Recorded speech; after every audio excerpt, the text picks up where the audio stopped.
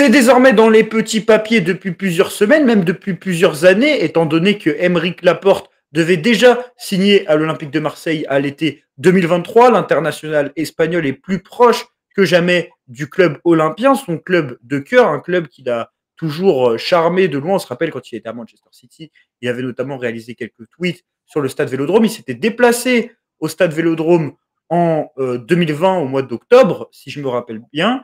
En tout cas, Aymeric Laporte devrait rejoindre l'Olympique de Marseille en cas de qualification en Ligue des Champions. C'est pratiquement un transfert confirmé. On avait parlé d'Angel Gomez hier sur la chaîne. Enzo, tu étais notamment dans cette vidéo. Et là, on va parler d'un autre joueur qui pourrait donc signer libre. Enzo, parce que c'est là l'info de la Provence, c'est que Aymeric Laporte, non seulement est très proche de l'OM en discussion avancée, mais qui a aussi la possibilité de le voir signer libre. Oui, oui, tout à fait, c'est exactement ça, mais je pense que comme tu l'as souligné, et qu'on l'a souligné notamment dans les différentes émissions de cette chaîne, ça surprend personne. On sait pertinemment que Aymeric Laporte a déjà été pisté durant d'autres mercatos précédents par l'OM, et en cas de qualification en Ligue des Champions, il ne fait aucun doute que Laporte signerait. Alors moi, personnellement, je serais de base plutôt pour, parce que c'est un joueur qui a quand même l'expérience nécessaire pour être le taulier et le patron de la défense centrale marseillaise. 6 ans passés à Bilbao, 5 à City, des matchs en Ligue des Champions, compétition qu'il a d'ailleurs remportée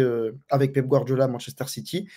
En plus de cela, j'ai sondé des observateurs de la Saudi Pro League, du championnat saoudien et même ceux qui le suivent en sélection espagnole. C'est un joueur qui est encore solide, qui a remporté l'Euro en étant performant, qui, lors de son dernier rassemblement, il faut remonter à novembre, parce qu'après il était blessé contre le Danemark, a livré une prestation vraiment très cohérente. Par contre, après, le seul hic, c'est qu'on va revenir là-dessus, je pense, mais depuis son retour de blessure, cela semble quand même très compliqué, notamment en termes de vitesse et de physique aussi. Exactement. Juste pour revenir sur le point informationnel, tu nous as déjà dressé un peu ton avis sur le joueur.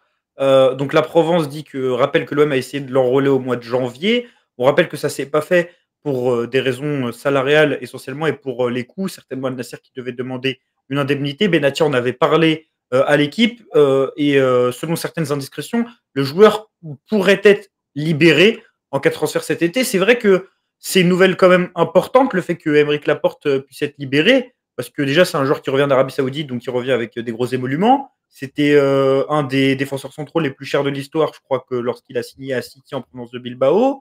Donc c'est bien de ne pas avoir d'indemnité de transfert sur un Laporte.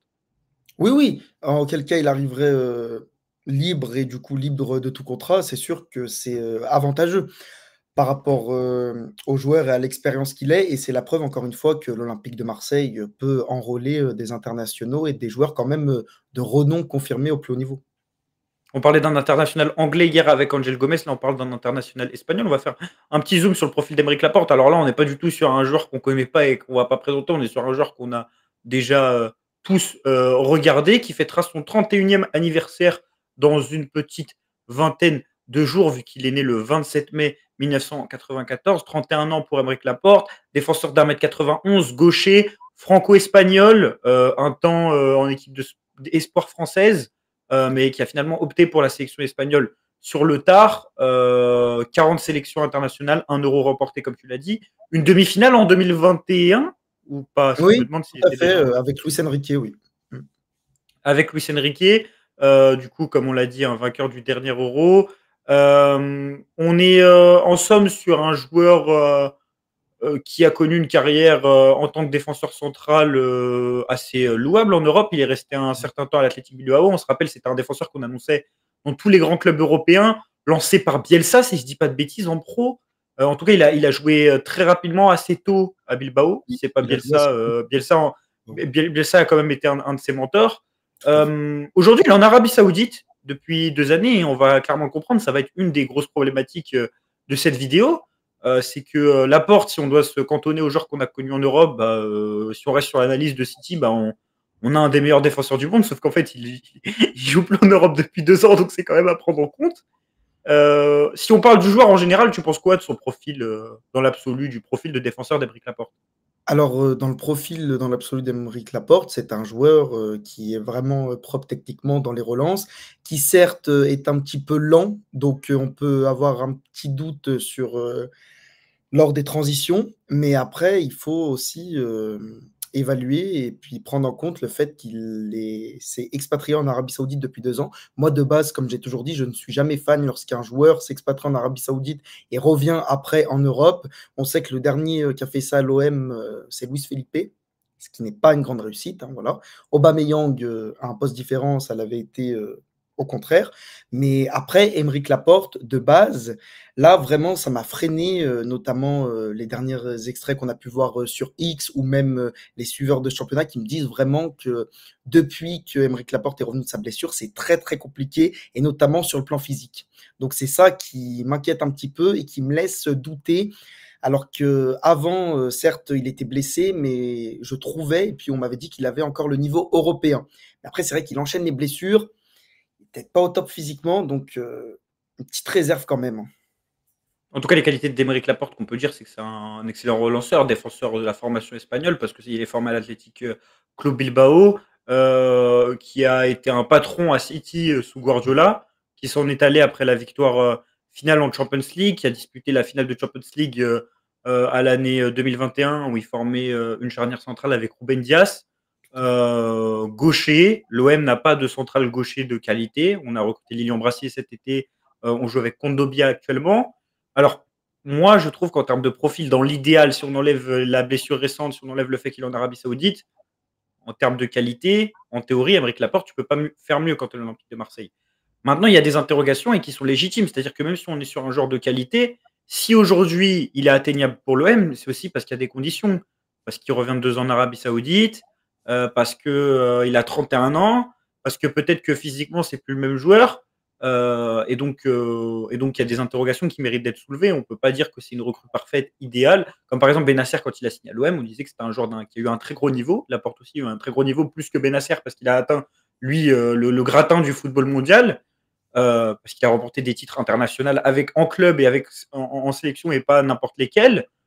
Mais comme lui, en fait, il y a des conditions qui le rendent disponible à l'OM. Donc à la fois, on peut se dire, oui, mais sans ces conditions, jamais on le touche. Et également, on peut se dire, est-ce qu'on peut pas viser mieux et plus jeune? Par exemple, beaucoup parlent sur Twitter de Facundo Medina. Est-ce que Facundo Medina, aujourd'hui, qui est plus un joueur qui connaît une pente ascendante, n'est pas plus intéressant qu'un Laporte qui, lui, est peut-être dans le mou, quoi, qui joue en Arabie Saoudite, qui est quand même un championnat qui n'est pas aussi compétitif qu'un championnat européen. Je ne sais pas ce que tu en penses, Penzo. Ah oui, sur le fait que l'Arabie Saoudite n'est pas un championnat aussi compétitif qu'un championnat européen, je pense qu'on sera tous d'accord. Quoique, il y a une petite musique qui dit qu'il y a des anciens très grands noms, très grands joueurs. Donc, au vu du niveau et de la faiblesse de la Ligue 1, c'est pareil, mais non. Disputer un championnat dans le golf n'est pas la même que disputer un championnat en Europe.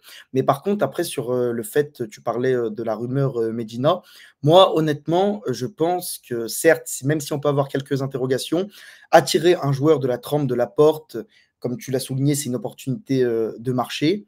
Il a été sondé et évoqué à l'OM par le passé, et c'est surtout un joueur avec lequel tu as quand même des certitudes footballistiques, même si il est peut-être un petit peu moins bien physiquement et depuis qu'il est en Arabie Saoudite, mais c'est un champion d'Europe avec son club et avec sa sélection, City et l'Espagne. Et quand tu es l'OM, c'est exceptionnel de pouvoir attirer ce genre de joueur. Donc oui, évidemment, à son prime, on ne l'aurait pas eu, c'est évident. Mais donc là, en fait, ouais, les conditions font que l'OM peut se positionner dessus.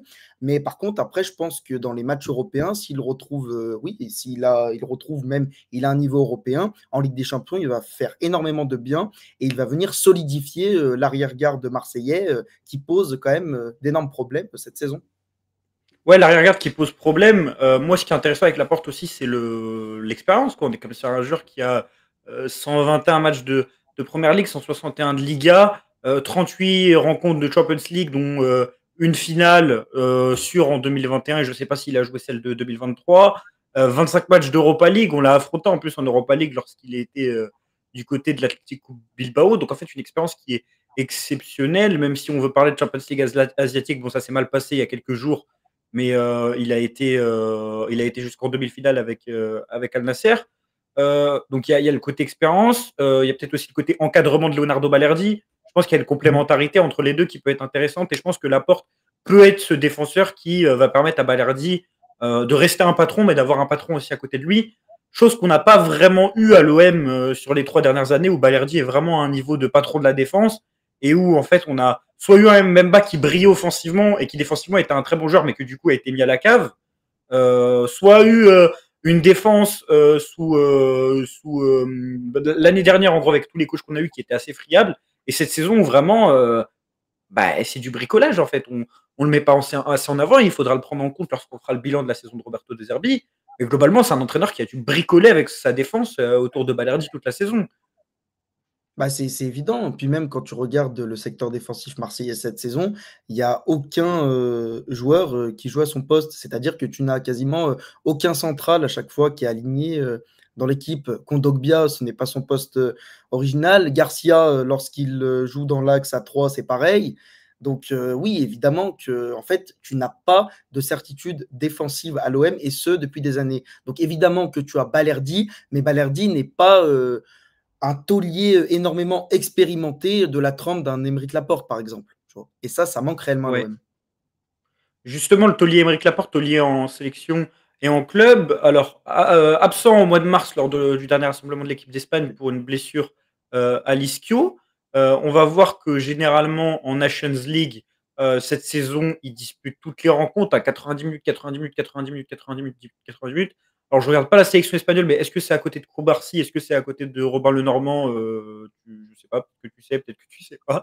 Au pire, on s'en Le fout. Normand, Mais en général. Non, non, je le suis, ouais. Normand. Le Normand. Et c'est relativement, Aymeric Et Laporte, c'est relativement solide en sélection espagnole. Hein. S'il est encore pris, il est encore sélectionné, il est appelé, c'est qu'il apporte satisfaction ah oui, et il a mm. le niveau clairement européen en sélection.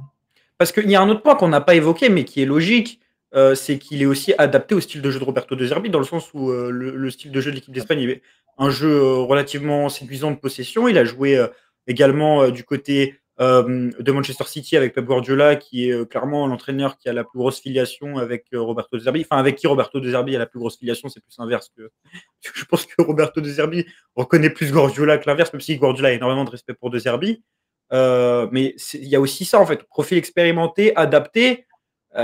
C'est là où on se dit, en fait, Laporte, dommage à ce qu'il y ait le côté Arabie Saoudite, peut-être manque de compétitivité, et ce qu'on a dit, l'image récente, parce que en théorie, on est sur un profil idéal, mais bon, on peut pas avoir un joueur parfait, parce que si Laporte n'avait pas ses problèmes de conditions physiques, il serait, enfin de conditions physiques, ses doutes potentiels sur sa condition physique, parce que le championnat saoudien, on l'a dit, c'est un championnat très light. Moi, personnellement, je vois par exemple à Riyad Mahrez, je le dis personnellement, même s'il a été très bon en sélection récemment avec l'Algérie, j'ai trouvé que sur des compétitions internationales récentes, c'était un cadavre physiquement, et je le trouvais nul en sélection jusqu'au dernier rassemblement. Et en Arabie Saoudite, c'est un des meilleurs joueurs du championnat, si ce n'est le meilleur joueur du continent. Donc, c'est des comparaisons comme ça qui me font dire que. Et même, on a vu des joueurs revenir d'Arabie Saoudite qui ont été en grosse difficulté. Bon, Luis Felipe, il y a des pépins physiques. Je pense que ça joue aussi. Je pense que c'est plus light. C'est le financier qui est au-dessus du football, enfin, bien au-dessus des considérations sportives. Donc, c'est là où je Mais suis en assez fait, tu dubitatif. vois, tu as souligné, un point très, très important, c'est que déjà pour préciser, il était aligné, contre le Danemark lors de la double confrontation, avec, Dani Viviane dans l'axe en défense, Aymeric Laporte, voilà, c'est pour la petite précision. Mais juste par contre sur, l'aspect, physique, tu soulèves un point qui est clé et pertinent, c'est que par exemple, même Luis Felipe, quand on le prend à l'OM, c'est un joueur qui semble quand même sur le déclin et qui enchaînait les blessures. Là, Aymeric Laporte a loupé un rassemblement avec la sélection espagnole et est quand même souvent blessé. Et en général, quand tu te blesses très régulièrement à 31 ans, c'est quand même plus le signe que c'est sur le déclin. Donc après, à voir si ça va perdurer dans le temps. Mais oui, il y a un doute. Justement, Enzo parlait des blessures. Au final, c'est pas si régulièrement que ça, parce que devant l'historique des blessures Transfermarkt, bon, des fois, ils font des erreurs, parce que par exemple, pour Luis Felipe, ils disent qu'il s'est blessé une fois depuis qu'il est à l'OM. Des fois, ils prennent pas en cause les rechutes. On remarque qu'il s'est blessé qu'une fois depuis qu'il est à Al Nasser, justement, avant le dernier rassemblement, c'est-à-dire du 25 février au 23 mars, donc un peu moins d'un mois. Et potentiellement une rechute 3 jours plus tard, de quelques jours, de 6 jours. Donc 6 matchs ratés avec Al Nasser. Bon, il a eu ce retour du coup à la compétition qui était un peu compliqué, parce qu'il y a ce fameux but que Al Nasser a encaissé où il est aux fraises. Je crois que c'est une équipe japonaise en face, je ne sais plus exactement. Ah oui, oui, Euh, effectivement, il se fait vraiment prendre sur son côté, d'une Ce qui est manière, pas rassurant parce que c'est l'image qu'on voit terrible. tourner. Maintenant, qu'on soit honnête, parce que ça fait 15 minutes de vidéo, on a tout souligné sur Laporte, c'est un joueur expérimenté, il a les qualités, en théorie, c'est le défenseur idéal pour accompagner Balerdi pour le style de jeu de Roberto De Zerbi. Il y a ce côté Arabie Saoudite. Maintenant, si on est honnête, parce qu'on est obligé quand même de soulever des éléments de nuance, c'est un contrat à Laporte. On peut pas refuser ça pour la Champions League, Pour pour moi, oui. l'expérience. Ah pour moi, oui. Ah oui, Laporte, malgré le fait que je peux émettre, quelques réserves, Laporte est un joueur, de grande expérience qui, quand même, a performé en Europe au plus haut niveau. Donc, oui, évidemment que ces contrats, qui plus est quand on connaît, les lacunes et les largesses défensives de l'OM et que l'année prochaine, en Ligue des Champions et dans le championnat, on aura besoin d'un taulier. Un taulier aux côtés de Leonardo Ballardi, est-ce que ce serait pas Aymeric Laporte? Donnez-nous votre avis en commentaire. Pour moi, comme pour Enzo, c'est le cas, malgré les doutes. Le jeu en vaut la chandelle, j'ai envie de dire, à voir librement, voir le salaire. Maintenant, moi, je pense qu'il y a quand même une question qui va se poser avec l'effectif de l'Olympique de Marseille. Est-ce que ce sera un modèle économique viable d'enchaîner les joueurs d'une trentaine d'années qui prennent un gros salaire? Parce que Rabiot va sur ses 30-31 ans, Benacer, non, Benacer est encore relativement jeune, mais Non, physiquement, 27, Benacer. Højbjerg, physiquement c'est un peu compliqué quand même, Benacer, on l'a vu, c'est quand même un joueur, bon, il va se remettre, on espère qu'il va se c'est remettre, compliqué. on espère qu'il va bien se remettre, mais c'est compliqué, on le voit physiquement sur les débuts, on a Rongier, heureusement on a parlé un peu d'Angel Gomez qui est relativement plus jeune, donc il y a une montée en niveau, il y a une volonté d'avoir de l'expérience et d'avoir de la qualité pour la Champions League, ça c'est louable, mais il faut vraiment avoir un effectif fiable sur le plan physique parce que justement, cette saison, on l'a vu, avec que la Ligue 1, on n'a pas réussi à avoir une défense stable malgré les recrutements qu'on a fait. L'année prochaine, si on joue avec des champions, c'est 10 matchs, je crois, la phase de groupe. C'est quelque chose comme ça. Maintenant, c'est 10 matchs, c'est ça? 8 C'est matchs, ouais, 8. 8 matchs. 8 matchs. C'est 8 matchs. Quand je dis 10 matchs, en fait, je prenais les 2 matchs de barrage en me disant que l'OM, Oui, dans les l'idée, barrages. doit, Oui, doit aller en effectivement, barrage. 10 matchs. L'OM doit aller en barrage. À moins qu'on fasse vraiment une saison catastrophique. Mais du coup, c'est quand même 10 matchs en plus dans une saison. C'est de l'intensité en plus. C'est les matchs les plus intenses. Donc, il va falloir y aller avec une équipe de qualité, mais aussi de quantité et une fiabilité physique. Donc, c'est tout l'enjeu du recrutement d'Aymeric Laporte en somme, parce que si Laporte via l'OM en bon état physique, on aura un super défenseur Bah, et un super simplement oui. duo avec Balerdi. Après, il faudrait peut-être pas multiplier non plus, là où je te rejoins, les trentenaires à gros salaires. On sait que ça peut apporter, de l'expérience, mais ça a notamment fait défaut par le passé et qui plus est à l'OM. Donc, oui, attention à cet aspect-là, mais évidemment que s'il apporte toutes les conditions nécessaires et Pour jouer à prêt 4 en physiquement plus. pour jouer à Moi, je 4. trouve que pour jouer à 4, c'est top. Et je pense que De Zerbi le montre sur les derniers matchs, il veut passer à 4. Et Laporte Balerdi, c'est top. C'est top, top, top. Merci beaucoup, Enzo. N'hésitez pas à nous donner votre avis en commentaire, à nous dire ce que vous pensez d'un potentiel transfert d'Aymeric Laporte, à vous abonner à la chaîne, à liker pour nous soutenir avec le référencement. On se dit à très bientôt sur Bassi la Zone. Il y aura un épisode de notre podcast dans la zone, disponible toutes les semaines, qui sera disponible ce mercredi aux alentours de 14h-15h. On se dit à la prochaine. Et allez l'OM!